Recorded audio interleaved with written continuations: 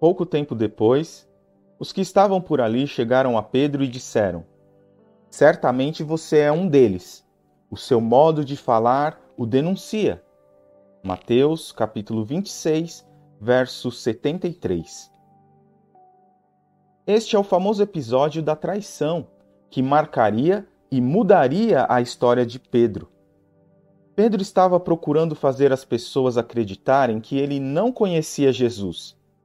No entanto, o texto mostra que Pedro estava se entregando pelo seu modo de falar. Certamente que tratava-se do fato de Pedro ser um homem simples da Galiléia com o mesmo tipo de sotaque de Jesus. Certamente Jesus tinha um sotaque característico da região em que cresceu e viveu. Afinal de contas, ele encarnou-se mesmo. Ele tornou-se um de nós e, tipicamente, um daqueles com quem conviveu. Ele e Pedro, portanto, tinham o mesmo tipo de sotaque. Mas é preciso ir além. O modo de falar de Jesus tinha algo que o diferenciava, embora em tantas outras coisas ele se igualasse a todos os demais. E essa diferença afetou a Pedro, influenciou a maneira de falar de Pedro.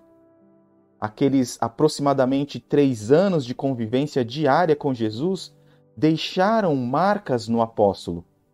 O modo de falar de Pedro denunciava que ele era um dos discípulos de Jesus. Certamente, você já ouviu aquele ditado: diga-me com quem andas e te direi quem és. Esse ditado fala de influência. Aqueles a quem mais abrimos espaço em nossa vida nos influenciam, afetam até mesmo o nosso jeito de pensar e de ser, o modo de nos comportarmos. Será que temos sido influenciados assim por Deus? Afinal, o seu nome está sempre em nossos lábios através das nossas orações, leituras bíblicas e cânticos. Mas será que o nosso modo de falar nos denuncia, indicando que temos orado e andado com Deus? O nosso jeito de ser, de nos relacionar com o próximo, de reagir às adversidades da vida, indicam que estivemos orando, meditando na palavra, cantando e que de verdade desfrutamos da presença de Deus? Quanto tempo você é um cristão? Quantas orações já fez? De quantos cultos já participou? Mas a pergunta crucial é: como tudo isso tem afetado você? Como o seu relacionamento com Deus tem influenciado a sua maneira de pensar, falar e se comportar? O fato é que precisamos ter cuidado, pois religiosidade não é o mesmo que vida com Deus. Religiosidade não é o mesmo que espiritualidade. A religiosidade apenas nos faz bons em apontar pecados alheios. A vida com Deus nos ensina a lidar com nossos próprios pecados, para então ajudar o outro a lidar com seus próprios pecados. A religiosidade nos faz indiferentes. A vida com Deus nos faz acolhedores. A religiosidade nos leva a falar palavras estranhas. A vida com Deus nos leva a falar palavras amáveis. A religiosidade é uma paixão e acaba por nos tornar pessoas intolerantes e orgulhosas. A vida com Deus é de outra natureza e nos faz compreensivos e humildes. A religiosidade é violenta.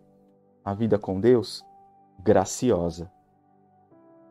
A questão em si não é nossa religião, mas o que fazemos dela.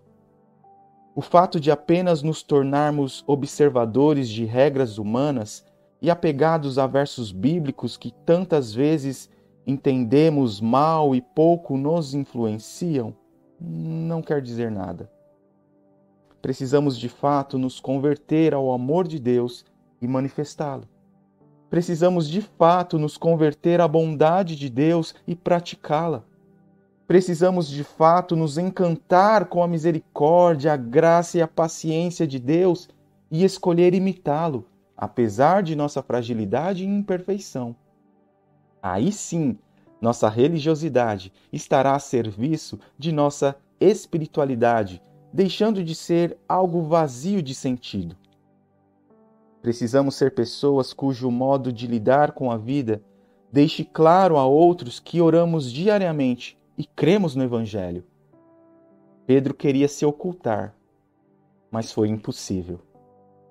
Que nossa vida de fé seja assim, impossível de ser ocultada. Que nosso jeito de falar, amar e servir nos denuncie. Meu Deus, não quero ser um simples religioso, mas quero usar da religião a serviço de minha espiritualidade. Que meu relacionamento contigo tenha uma influência tal que o meu modo de pensar, falar e agir deixem claro a todos que sou um homem de Deus. Em nome de Jesus. Amém. Que este dia seja mais um dia em que você possa experimentar da santa e bendita presença do Senhor e Salvador, Jesus Cristo.